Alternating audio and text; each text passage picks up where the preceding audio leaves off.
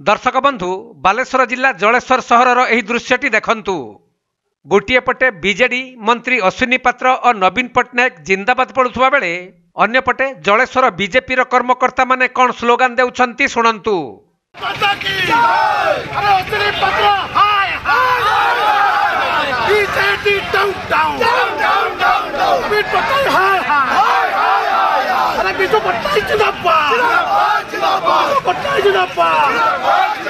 BJD मंत्री अश्विनी पात्र और नवीन पट्टनायक हाय हाय बोली कहूथिले मध्य बिजू बाबू जिंदाबाद बोली नारा देउछंती। तेबे एपरी विवादर सूत्रपात होइथिला प्रबाद पुरुष बिजू पट्टनायक और भक्त कवि दीनकृष्ण दासंकर प्रतिमूर्ति उन्मोचन समय रे। जहाँ सूचना रही राज्य संस्कृति विभाग द्वारा बालेश्वर जिला जलेश्वर पौर परिषद अधीनस्थ बड़ बजार और म्युनिसिपालिटी अधीनस्थ दीनकृष्ण शिशु उद्यान परिसर में प्रबाद पुरुष बिजू पट्टनायक और भक्त कवि दीनकृष्ण दासंकर प्रतिमूर्ति उन्मोचन करने ओडिया भाषा साहित्य संस्कृति पर्यटन और अबकारी मंत्री अश्विनी कुमार पात्र आसीथिले। किंतु बालेश्वर सांसद प्रताप चंद्र षडंगी को उक्त सरकारी कार्यक्रम को डका जाई नथिबारु बीजेपी पक्षरु एहाकु विरोध करा जाई शांतिपूर्ण धारणा दिया जाइथिला।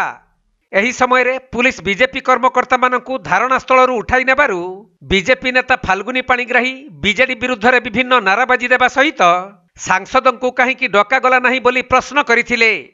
संस्कृति मंत्री तांको एरिया रे बिजू बाबू को अपमानित करा जाउची। एठी बिजू बाबू को पूर्णामूर्ति एठी उन्मोचन कला बेले अन्य एक जगह रे पुलिस काहे नै जाउचंदी, पुलिस नै जाउचे तांको काम करचंदी। आमे विरोध करचो, आमे सत कहउचो सांसद को अनदेखा करा जाइची ए कथा आमे कहउचो। तेनो मंत्री को विरोध करूचो।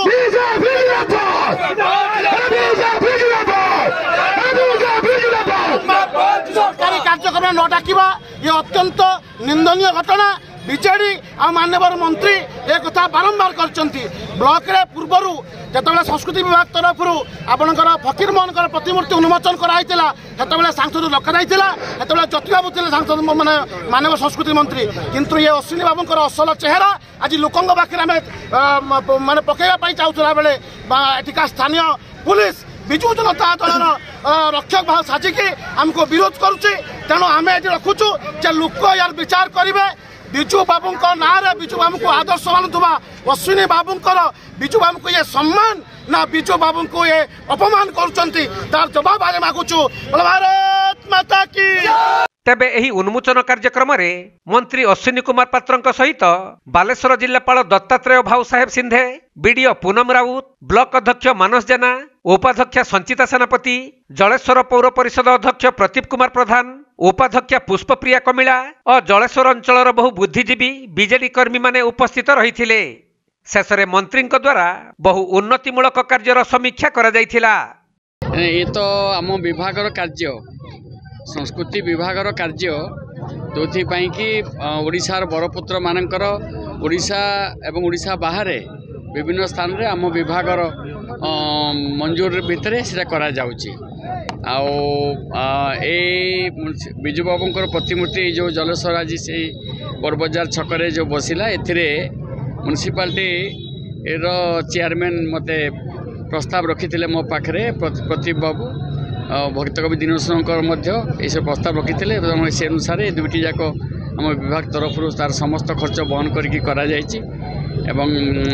निश्चित भाव में एभली जड़े व्यक्ति बिजू बाबू जे प्रबाद पुरुष एवं झड़ रीगल माटीर मूर्तिकार एवं इंडोनेशिया देशरू सर्वोच्च उपाधि पाई भूमिपुत्र हिसाब रे सी जो विशिष्ट स्वतंत्रता संग्रामी एवं जड़े विश्वविख्यात वैमानिक विमान चालक यही हिसाब से जड़े बरपुत्र को आम गर्व अनुभव कर प्रतिमूर्ति ये स्थापन करके आम विभाग मुझे तेणु ये गोटे कार्यक्रम आज जनसाधारण जो सहयोग मिली से समस्त को धन्यवाद दूँ। किसी समय पूर्व बीजेपी पक्षर या विरोध कराइला किसी मूल्यहीन issueless issue this is issueless issue किसी no comment on this matter पचारतु।